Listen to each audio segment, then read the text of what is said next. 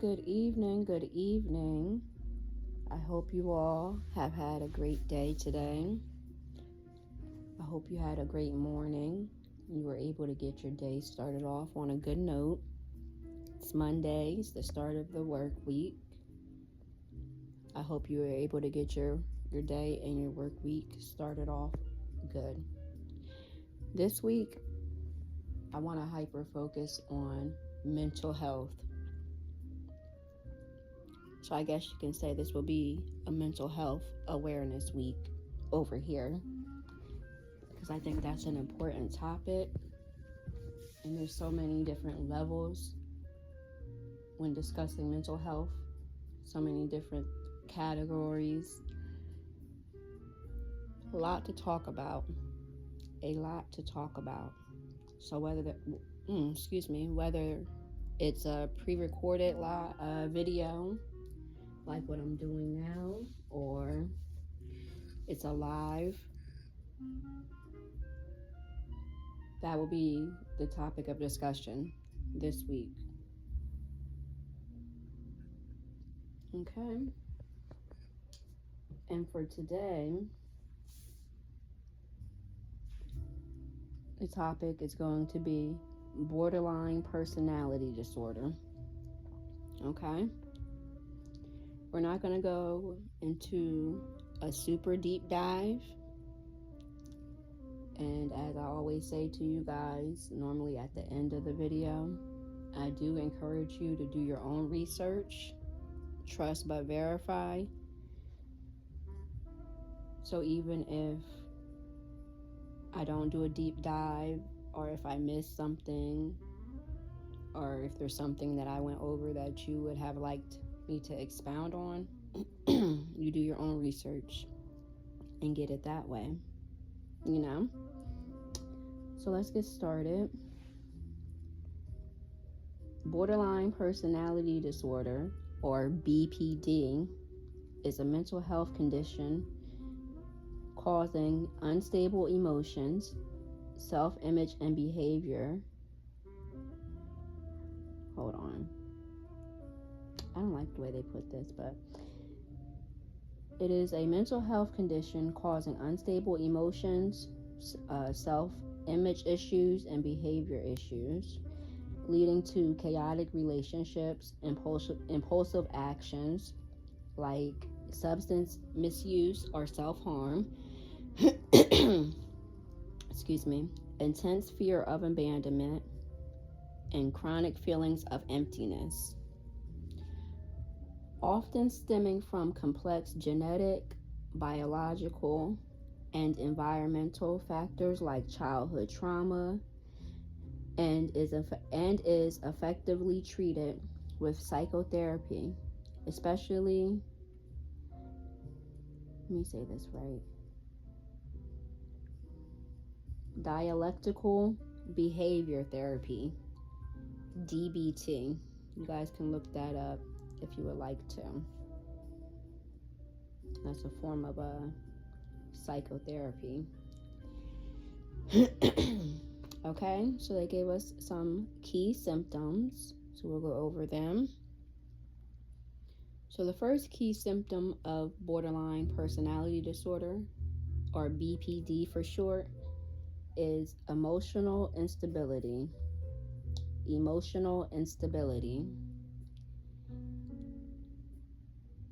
which is rapid, intense mood swings, and it can go from hours to days. That's how long those mood swings can typically last. So the first symptom was emotional instability. The second one is fear of abandonment. Frantic efforts to avoid real or imagined separation. Like, that is a major fear of someone who has a borderline personality disorder. They don't even want to think about it. They don't want to think about being abandoned by somebody. It stresses them out tremendously. Unstable relationships.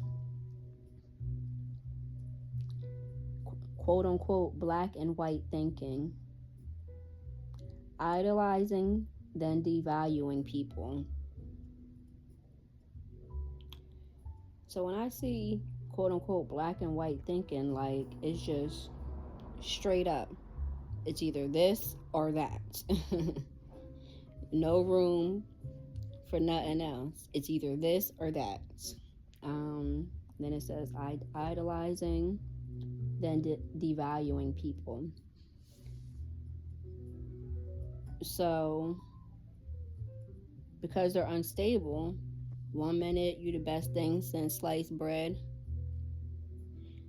the next minute not so much. And that doesn't mean that you did something.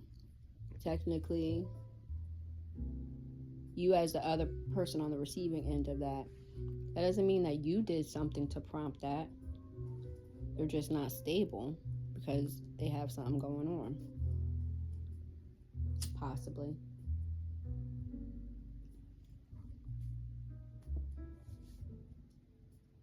Okay, the next one they give us is identity disturbance. Identity disturbance. They have an unstable self-image.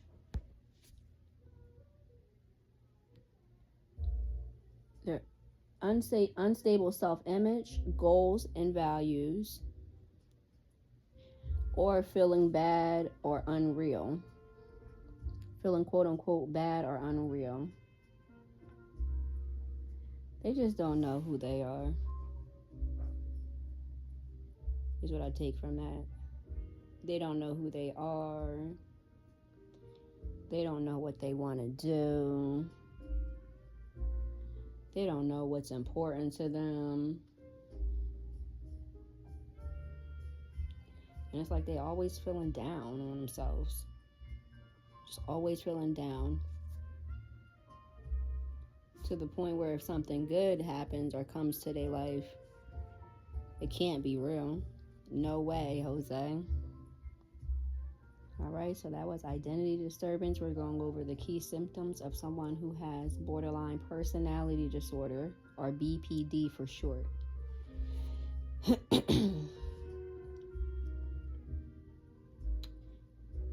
Impulsive behaviors.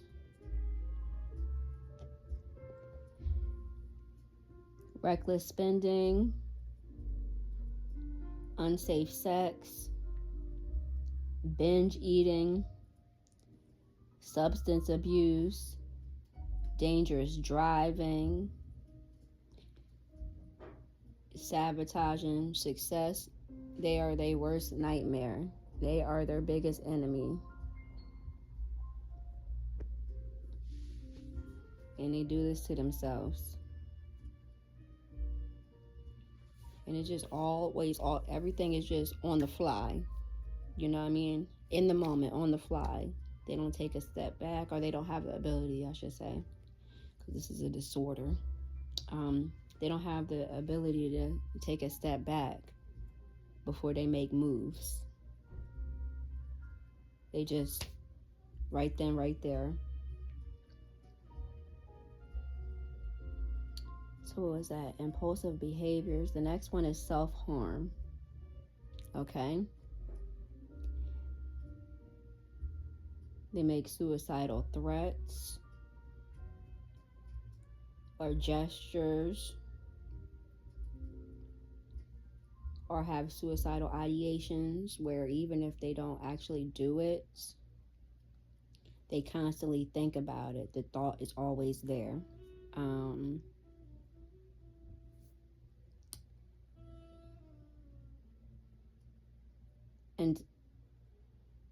Okay, so it says suicidal threats, gestures, or attempts, and non-suicidal self-injury. For example, cutting or burning themselves. That is a major one, because now we're talking about harm to self. Okay? Impulsive behaviors is a major one as well. But with the impulsive behavior, that's like, even if certain behaviors within that, like the dangerous driving, the substance abuse, all of that is active self-harm to yourself. But when they're doing these things, they're not doing it with intent to hurt themselves. They just don't really think about the fact that they can hurt themselves while doing these things.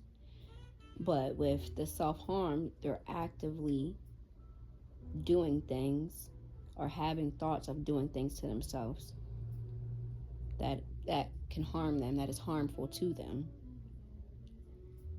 Okay? The next one is chronic emptiness. Pervasive feelings of boredom or hollowness. And like we talked about before,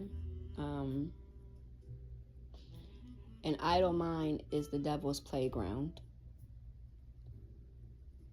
So when you're just sitting still and not actively trying to do anything, and I'm not talking about when it's time to just sit and reflect, because when you're just sitting still and you're reflecting, that's something totally different than not doing nothing. You're not making no moves in your life. And when you're sitting still and you're reflecting, you're doing that intentionally. You know why you're doing that and what the reason you're doing that is. So that doesn't really leave room for the devil to slip in with his wicked ways. Okay? But when you're just sitting there idly with no purpose, that's when the devil tries to slip in and have some fun with you. His type of fun. So it says chronic emptiness, pervasive feelings, or feelings of boredom or hollowness. Please pick up a hobby, something positive to occupy your time if you do have free time. Some people are like, free time, what is that, right? Depending on what all you have going on in your daily life. But if you do have moments to yourself or any type of free time, try to pick up a positive hobby, whether that's reading a book, whether that's writing, like journaling, whether that is if you're part of some type of friend group, y'all, whatever it is, try to do something. Don't just sit. There's always something to be done. There's always something to be learned. It's what I'm learning in my life.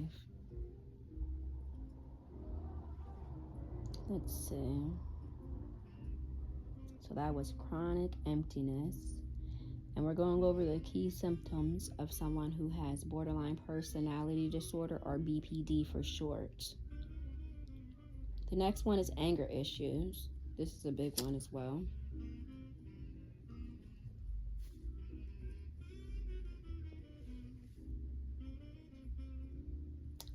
Inappropriate, intense, or uncontrollable anger, often followed by shame. So this person is likely to snap on you. And I'm not sure exactly what they mean when they say often followed by shame. I don't know if they mean that after this person snaps on you, then they immediately become like remorseful or shameful for their actions, or after they snap on you, then they begin to shame you and kind of like blame you as if you're the reason why they just snapped on you. So I'm not sure which way they were going with that, but either way, that's not good or healthy. And the last one is stress-related symptoms. Okay, this is all of these are major ones, to be honest, because this is a major issue to have. And that's regardless if you are the person who has this disorder or you have a loved one or someone you care for that has this disorder. Okay? Stress-related symptoms. Brief paranoia or dissociative episodes. For example, feeling detached from oneself. That's deep. And I can see how either one of them things can be stressful. But there are a lot of people that are paranoid. And that's just got to be a stressful situation in general. It's got to be a stressful situation to be in, to where you go through brief periods of paranoia. You don't know who to trust, what to trust, what's what. Even if it's plain as day. But when you're going through bouts of paranoia, something that is as plain as day is clouded. Because your mind and your judgment is clouded. So an apple could be an apple, but guess what? It's a banana in that moment, and can't nobody tell you that it's an apple when you have that going on. And then as far as the dissociative episodes, feeling detached from oneself, it's like you're an empty vessel. You're just there. You're like Marshawn Lynch when he did that interview. You're just there so you don't get fined.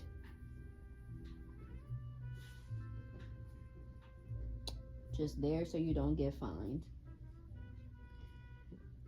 Okay, so we just went over some of the key symptoms, because I'm not going to say these are the only key symptoms. So we just went over some of the key symptoms of someone who has borderline personality disorder, BPD for short. Hold on. Next, we're going to go over some of the causes and risk factors. Okay? So the first one, it says unknown cause. Likely a combination of factors. I mean, depending on what someone has been through in their life, the cookie will crumble that way, I suppose. Likely a combination of factors. The second one is genetics and biology. Brain differences in areas controlling impulses and emotions. Brain differences in areas controlling impulses and emotions. So there's nothing somebody can do about that. If certain areas in your brain decided to go left when they should have went right, that is completely out of your control. And the last one in the list of causes and risk factors of someone who has borderline personality disorder, BPD for short, is environment. Childhood trauma, for example, abuse or neglect. Disrupted family life. That might be your parents divorced. That might be you didn't grow up with your dad or your mom in the home or at all. Something traumatic might have happened. Who knows? Or pure communication.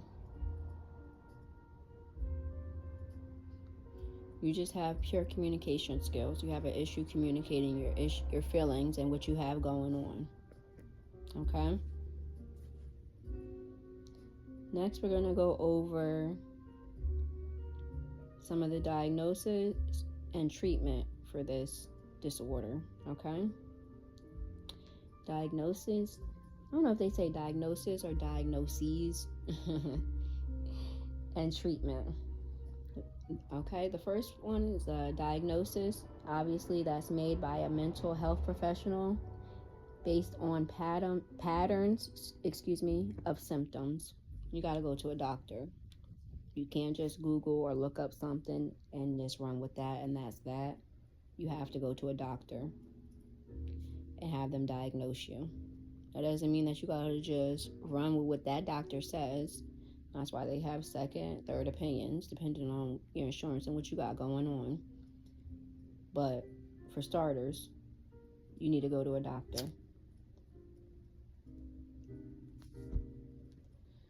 When it comes to trying to figure out if this is an issue or not, whether that's for yourself or someone you care about, okay? The second one is primary treatment. Psychotherapy, particularly DBT, teaches skills in mindfulness, distress tolerance, emotional regulation, and interpersonal effectiveness. Okay, so those are some of that's the primary treatment, or at least what's listed here. The next one is medication.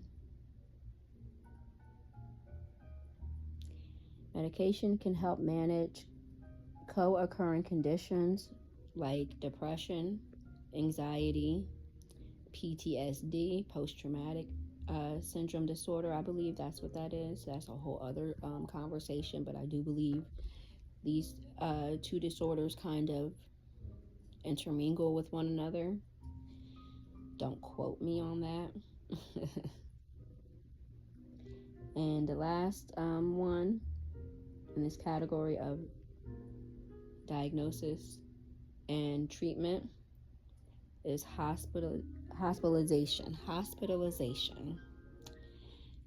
That may be needed for safety during crises.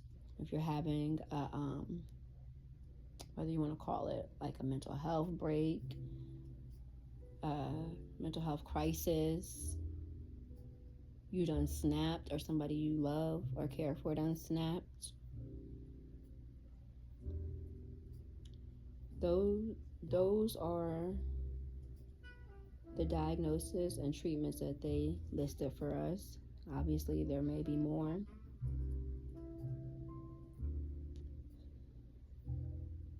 And then the last thing on this is prognosis.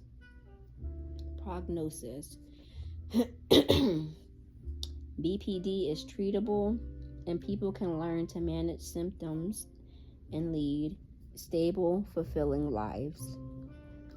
So if you have this disorder, or you think you may have this disorder, or you know someone that you care for that has this disorder, or you feel may have this disorder, that doesn't mean that it's the end all be all and they should be ostracized from society, or treated less than.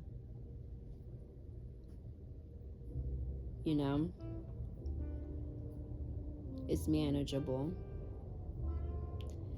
They just have to be willing to do the work, and hopefully they have people in their lives that are able and willing to give them grace and understanding, and be able and willing to do the work on their part, which is mainly just providing support and, like I said, grace and understanding, while still holding them accountable if and when they exhibit bad behavior, but still try to keep in the front and the back of your mind that a major reason why they are exhibiting this bad behavior or this negative or counterproductive behavior is because, unfortunately, they have this disorder. Okay? So I appreciate everyone who, took the time to listen to this video. And I'm down for you to comment whatever your input is. I'll respond. I don't think I'm able to do like pre-recorded premieres to be able to chit chat with you all, in live time while you're listening to me with your ears. This is only my second pre-recorded video. I'm more accustomed to doing lives, but I'm trying to switch it up a bit, because why not? Anywho, like I said, I appreciate everyone who took the time to listen to this video. I hope you're able to get something out of it. And even if it doesn't apply to you, or you don't feel like it applies to you, you never know if it may apply to someone in your life, even if they haven't entered your life yet. Okay? Either way, thank you and have a great night. Bye.